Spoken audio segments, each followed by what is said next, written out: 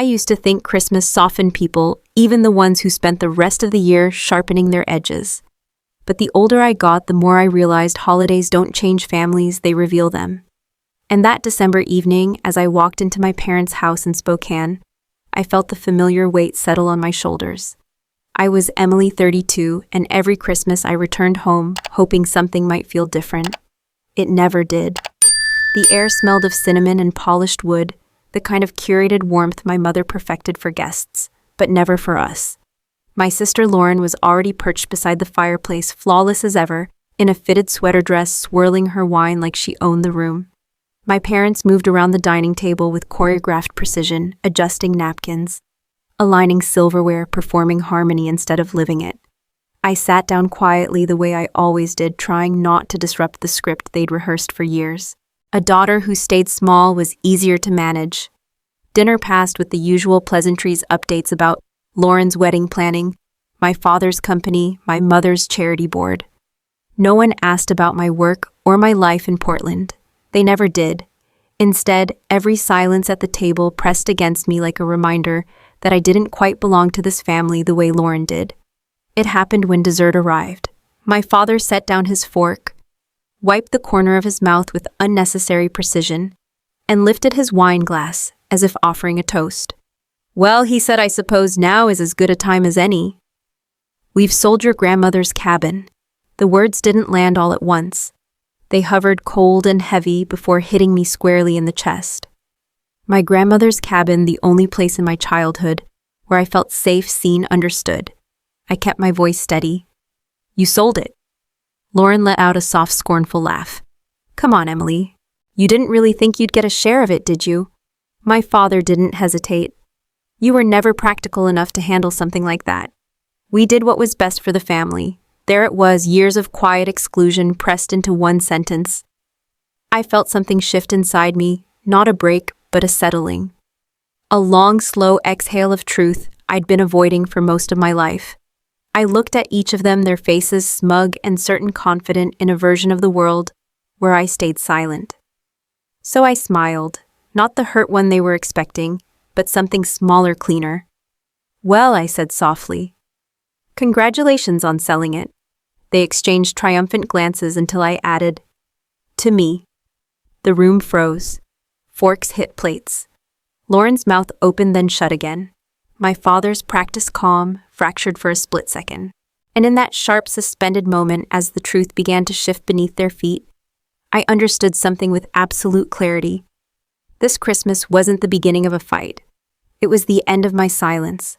The cold Spokane air stung my cheeks as I stepped onto the back porch, leaving the stunned silence of the dining room behind. Christmas lights from the neighbors' houses scattered across the street like glitter thrown over a dark canvas, but none of it felt real. What echoed in my mind wasn't my father's gloating or Lauren's smug little snort. It was a memory I hadn't touched in years. A Christmas long ago at Grandma Ruth's cabin. Snow tapping the window pane, her old kettle humming, the wood stove snapping like it was keeping secrets warm. She'd pulled me close that night, brushed a strand of hair from my face, and said, "One day, sweetheart, you'll understand why this place matters more to you than anyone else." At the time, I thought she meant the lake, the trees, the quiet. I didn't know she meant the truth. The cabin at Lake Arrowhead had been our sanctuary. While my parents built their spotless life in Spokane, my father expanding his small company, my mother perfecting the family facade. Grandma created a world where I wasn't compared, judged, or weighed against Lauren. She taught me to listen to the wind moving through the pines, how to mix cocoa just right, how to fix a loose board on the dock. She said work done with care held a person together. Lauren visited the cabin less and less as we grew up. She thought it was boring, too rustic beneath her ambitions. My parents dismissed it as sentimental clutter, a property that needed to be put to use or sold. They couldn't understand why Grandma stayed so protective of it, or why she always asked me, not Lauren, to help her maintain it. I remember one Thanksgiving when we replaced a broken railing together. That night I overheard my parents whispering in the hallway about handling the cabin properly once Ruth is gone. I was a teenager, and even then something in their tone chilled me more than the November air. The last summer before Grandma's stroke, she sat me down on the porch steps and held my hands with a seriousness that made the lake seem to go quiet. If you ever have to choose between their version of the story and your own, she said, pick the one your heart knows is true. Then she handed me a small wooden keepsake box. This is for when things get loud. I didn't understand the weight of those words then. Now, after tonight, they felt like a map I hadn't realized I'd been carrying. Back inside the house buzzed with muffled voices, my parents' footsteps sharp, Lauren's sharper. Their cruelty tonight wasn't spontaneous. It was the crest of a pattern that had begun years ago. Favoritism, exclusion, rewriting memories to fit their narrative, trimming me out of decisions and photographs alike. Selling the cabin wasn't just a transaction to them. It was a declaration that I didn't count. But Grandma had seen something coming. Maybe she knew how easily people who worship control could twist inheritance into a weapon. Maybe she knew I'd eventually need proof of what was real. A memory flashed after her funeral. The family attorney, Mr. Baker, pulling me aside, his voice low, his eyes heavy with something like hesitation. If anything ever feels wrong, he began. Then stopped when my father approached. He only added, check the papers she left behind. Tonight, for the first time, I understood that Grandma didn't just love the cabin. She left it standing as a quiet shield, a place to return to when the world got loud, just like now, when the truth finally cracked through the noise. And the noise was only beginning. By the next morning, the shock of Christmas Eve had faded into something sharper, steadier. I drove west toward Portland as snow drifted across the highway. Each mile, putting more distance between me and the stunned faces I'd left behind. My father's smirk frozen mid-victory. Lauren's blinking confusion they replayed in my mind. Like a slideshow I hadn't asked for. But underneath it all was a single anchoring thought they had boasted about, selling something they never truly owned. Not the land, not the legacy, and certainly not the truth. 3 months earlier, before any of this erupted, I'd come home from work to find a plain cream envelope tucked among the usual bills. The return address was from Boise, belonging to Mr. Harold Baker, my grandmother's longtime estate attorney. He'd handled her affairs for decades, a quiet, polite man who always treated Grandma with a kind of reverence I never saw from my parents. Inside the envelope was a short letter. He wrote that he was retiring and that he was now completing the last set of instructions Grandma had left with him. Attached was a sealed envelope marked in her handwriting, for Emily. When the time is right. My hands had trembled as I opened it. Inside lay a longer letter, her voice curling across the page, in the same loops she used on grocery lists and birthday cards. She wrote that she had watched the family dynamics for years. Watched my parents call the cabin deadweight. Watched Lauren wrinkle her nose at its old wooden walls. She wrote that she'd seen how I protected the place, not out of possession, but out of love. And love, she said, was the only foundation worth building a legacy on. Then came the part that made my breath catch. She had arranged a private sale of the cabin to me while she was still alive. Mr. Baker had drafted it, notarized it, and held it until the moment she passed. A purchase agreement was enclosed, already signed by her. The price, far lower than market, was justified legally as a family transfer with maintenance consideration, citing the years I'd helped her repair the deck, seal the windows, and patch the roof. The only thing left was for me to sign and file it. I remember sitting on the floor of my apartment that night, surrounded by paperwork and silence. I wasn't sure I deserved the trust she'd placed in me, but I knew she didn't make choices lightly. So I pulled together every resource I had, selling a small investment account, taking on extra freelance work, cutting my expenses to the bone. Within 6 weeks, I'd paid the amount in full. Mr. Baker handled the deed transfer, then forwarded me the recorded document stamped by the county. The cabin was legally mine before my parents ever contacted a realtor. Ironically, their arrogance helped. The Spokane realtor. A woman named Mara Jensen later admitted she tried to tell them the buyer's information had updated, but my parents brushed her off. They assumed they had control. They assumed no one would dare move without their permission. They assumed wrong. Back in my Portland apartment that morning, the deed lay in the center of my kitchen table, catching the winter light like a promise finally fulfilled. Grandma hadn't just left me a place. She left me a shield, a choice, a way out of the story my parents kept trying to write for me. My phone buzzed. A new email sat at the top of my inbox from a Seattle law firm I'd never heard of. Subject: urgent familial property dispute. Immediate attention required. I let out a slow breath. If they wanted a battle, they really should have checked whose name was on the deed. The email sat at the top of my inbox like a loaded trap. I clicked it open before I could talk myself out of it. My parents hadn't wasted a minute. According to the attorneys they'd hired in Seattle, I had manipulated a vulnerable, grieving grandmother, interfered with established family estate expectations, and misappropriated property intended for collective heirs. Their words, wrapped in legal formality, carried the same polished cruelty I'd grown up with, this time, sharpened into something meant to break me. I read the message twice, then a third time. My chest tightened, but not from fear. It was recognition. This was exactly how they operated: calm voices, heavy judgment, and the suggestion that whatever happened was my fault for not playing the role they preferred. They moved fast, I murmured to the empty room. But not faster than Grandma. The deed sat on my kitchen counter, a quiet reminder that I wasn't defenseless. Still, I needed someone who understood battles like this, someone who wouldn't be intimidated by carefully polished lies. That's how I found Dana Cole. She was a Tacoma-based estate attorney in her 40s, known for handling complicated inheritance disputes, especially those involving toxic family dynamics. When she answered my call, her voice was steady, quick, and to the point. I told her everything: the private sale, Grandma's letter explaining her intentions, the recorded deed, and now the legal threats painted with faux concern. When I finished, there was a long pause. Then Dana said, "Good. You reached out before responding. People lose ground when they rush to defend themselves. Let's start with documentation." She asked for everything: every text where my parents called the cabin worthless, every spreadsheet from the purchase, every email tied to the estate. I spent hours sending it all, reliving memories that stung in ways I didn't expect. Years of being dismissed and minimized poured out in the form of saved messages and notarized papers. Later that afternoon, we met over video call. Dana's eyes narrowed as she scrolled through the files. They don't have a case, not with how little they valued this property, and not with these documents. Then her expression shifted. "But there's something strange here." I leaned forward. "What do you mean?" "There are gaps," she said. "Parts of your grandmother's estate filings where you simply disappear, and a series of financial transfers around the time she had her stroke that don't match the pattern. People don't fight this hard over property they considered a burden. They fight when there's money." A cold tightness formed under my ribs. "You think they hid something?" "I think we should find out," she replied. "I'm requesting the full financial statements from the years after your grandmother passed.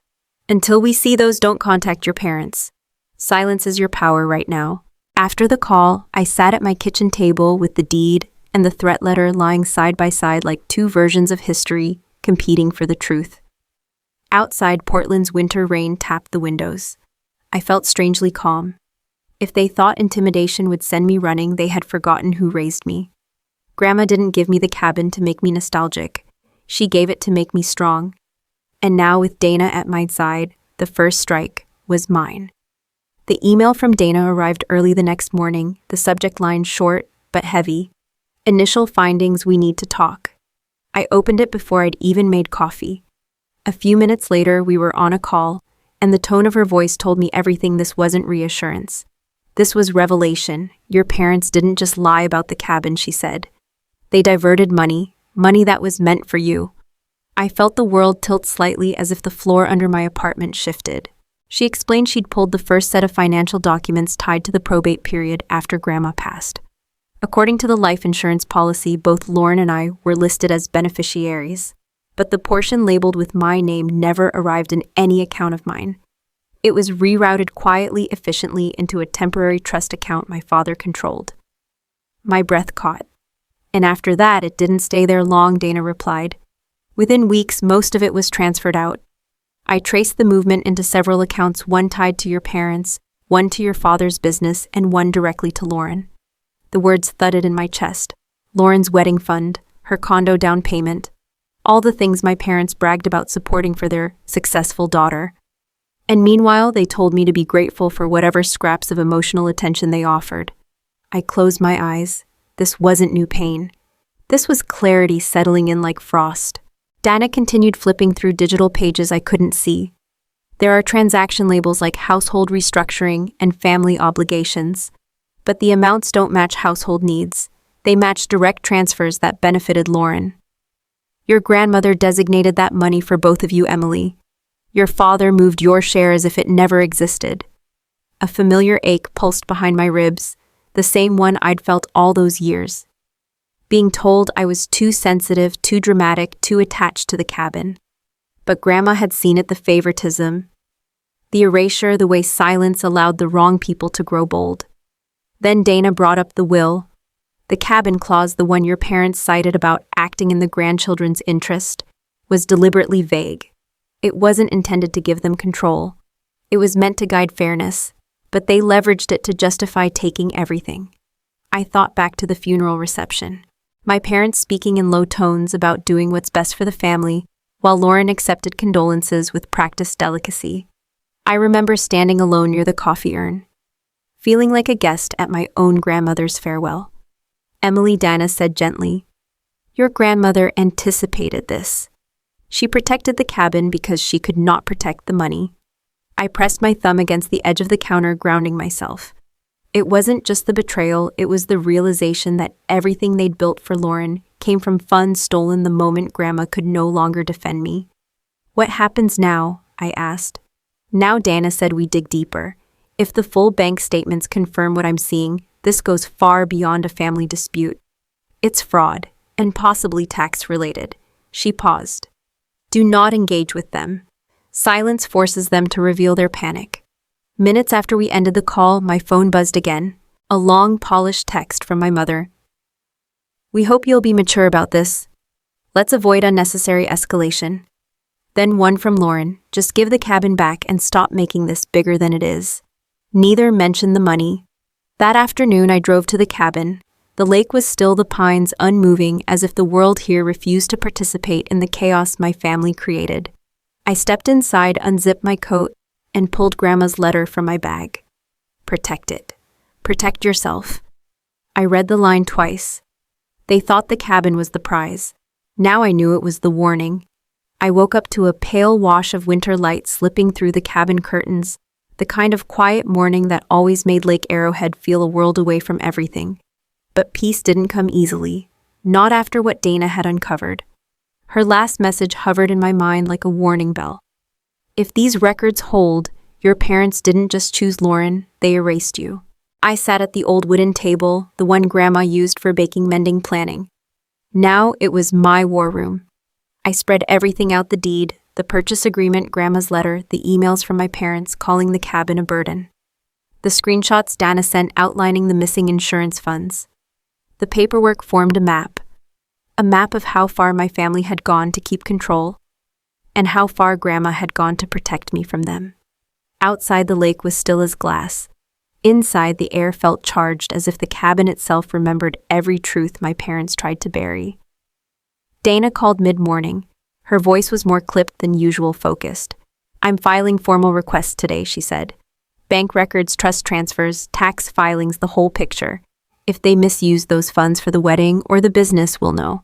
I nodded, even though she couldn't see me. "What do I do?" "Stay silent," she replied. "People who act out of guilt try to control the narrative. Silence forces them to panic, and panic leaves evidence."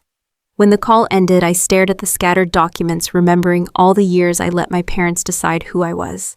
The quiet kid, the too sensitive daughter, the sentimental one clinging to an old cabin. But looking at the paperwork now, I saw the truth: they built those labels to justify taking what was mine. For a long moment, I just breathed. Then I opened my laptop. A blank document glowed back at me. I typed a title, nothing dramatic, just honest, "The Cabin Story." I didn't know whether I would ever share it publicly, but I knew I needed to start collecting my own truth.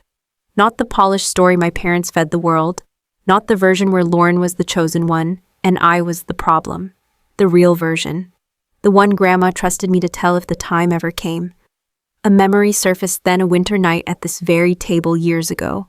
Grandma telling me about quiet justice, how some people survive everything except the truth spoken plainly. "You don't have to yell, sweetheart," she had said. "Truth doesn't need volume, it needs courage." I understood her now in a way I hadn't before. My phone buzzed against the table. A message in the family group chat, Emily. We need to discuss your behavior before things get worse. The words were familiar in that suffocating way of old wounds reopening.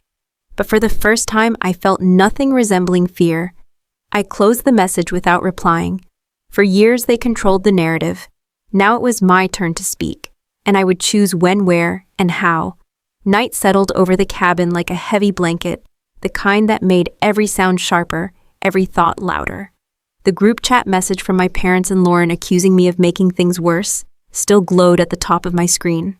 Once those words would have sent me spiraling, scrambling to prove I wasn't unreasonable. Tonight they felt like an old script I'd finally outgrown. I opened my phone's camera not to record yet, but to look at myself. The reflection staring back wasn't the fragile girl they'd tried to mold. It was someone tired of being rewritten. If they won't tell the truth, I whispered, I will. Snow fell steadily outside, tapping against the windows. The small Christmas tree I decorated earlier that afternoon glowed softly in the corner, crooked ornaments, mismatched lights. Nothing like the perfectly curated trees my mother arranged every year. But this tree, like this cabin, held no lies. I set my phone on the table, adjusted the old lamp beside it, and laid out everything I'd need. The deed, Grandma's letter, screenshots of bank transfers, the legal threats. Each piece of paper felt like a bone in the spine of a story that had been bent for far too long. When I finally hit record, my voice came out steadier than I expected. I'm making this video because silence has protected the wrong people for a very long time, I began. This cabin isn't just property, it's my grandmother's legacy. And the last place where her truth still lives.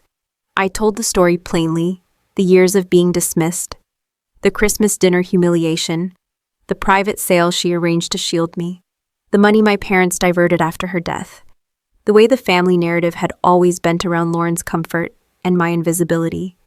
I didn't name my parents. I didn't have to. Their actions spoke clearly enough.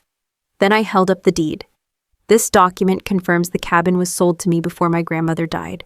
Not manipulated, not coerced. Arranged by her because she knew this would happen. Next, the transfer screenshots. This, I said quietly, is money meant for me. Moved to accounts my parents controlled, then to Lauren, labeled as wedding fund and family obligations.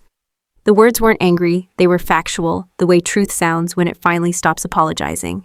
I ended the video with the only thing that felt right. I'm not doing this to hurt anyone. I'm doing it because I refuse to disappear from my own family's history. The truth will stand even if they don't. When I uploaded it under the simple title, The Cabin Story, I expected silence. Maybe a handful of views from strangers who stumbled into the wrong corner of the internet. Instead, within minutes, comments began appearing. People saying they saw themselves in my story. People talking about toxic parents, favoritism, wills rewritten to punish the wrong child. People saying you're not crazy. This is real. For the first time in days, my shoulders softened. Then my phone vibrated again. An email from a different law firm. Subject: cease and desist. Immediate removal requested. I exhaled slowly and looked out at the snow-covered lake. They wanted silence. Instead, they'd started a storm. By morning, the cabin felt thinner somehow, like the walls had absorbed everything I'd said the night before and were waiting to see what would happen next. My phone hadn't stopped buzzing since sunrise. Comments, notifications, emails, missed calls. The world outside had found my story, and it wasn't letting go. In the middle of the noise came a voicemail from Lauren. Her voice cracked between anger and panic. "Take it down, Emily. You're ruining everything. You don't understand what you've done." Hearing her sound undone. A woman who'd always believed life bent to her convenience made something inside me settle. Not satisfaction, just confirmation that the facade was cracking. I finally opened the analytics for The Cabin Story. The numbers weren't viral in the global sense, but within the demographic that mattered, women over 45, they were climbing fast. The comments were filled with people who knew exactly what this kind of betrayal felt like. Stories of stolen inheritances, favoritism, wills rewritten in secret. Women who had been told all their lives that they were dramatic, only to realize later they'd been right all along. Their words steadied me in a way I hadn't expected. Then the messages from my parents started. First, a long email from my mother urging me to remove the video, for the sake of family privacy, warning that public humiliation would only escalate things further. My father's message arrived minutes later, colder, all legal vocabulary and disappointment. Neither addressed the stolen insurance money, neither apologized. They only demanded control. Lauren's text came next, dozens of them. My fiancé is freaking out. You didn't have to involve him. You're destroying my life.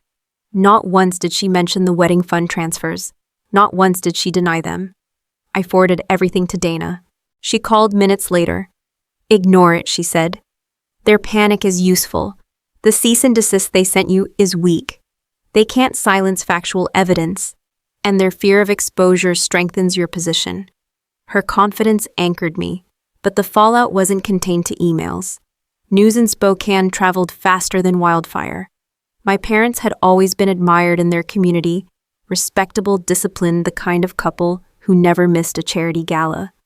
Now whispers were spreading: inheritance, misappropriation, financial misconduct, favoritism, taken too far.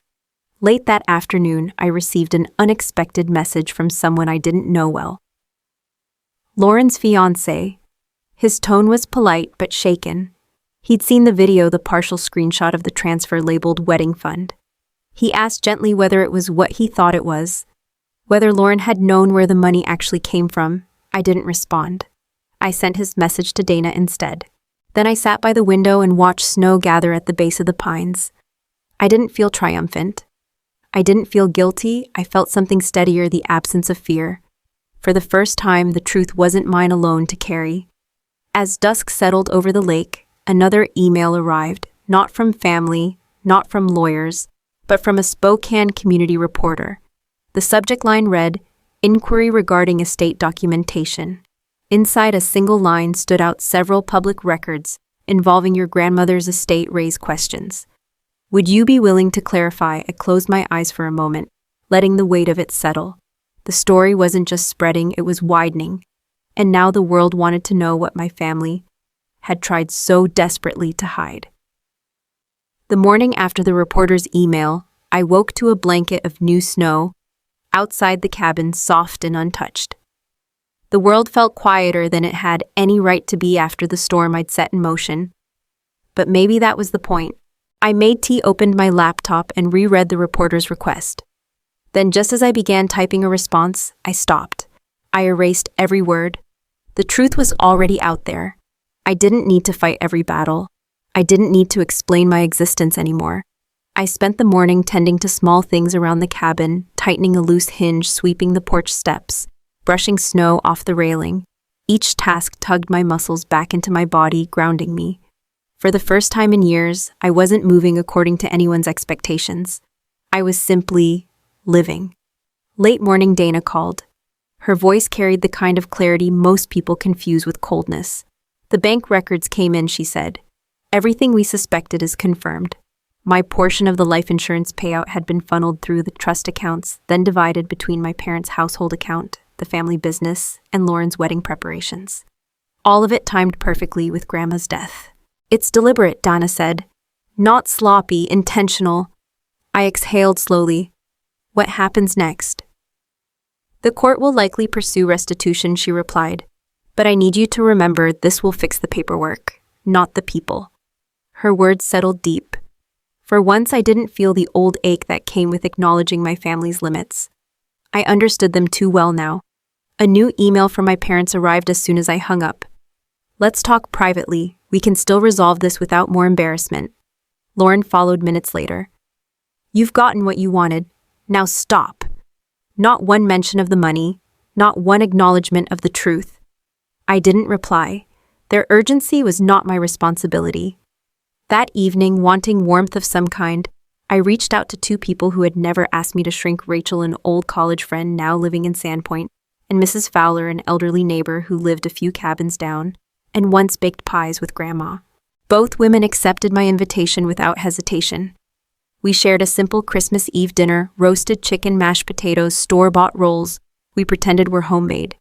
They told stories about their own families, fractures, recoveries, the years it took to unlearn the harm done to them. Their honesty felt like sitting near a fire that warmed without burning. After they left, I stepped outside. The lake reflected the last threads of daylight, silver, and style.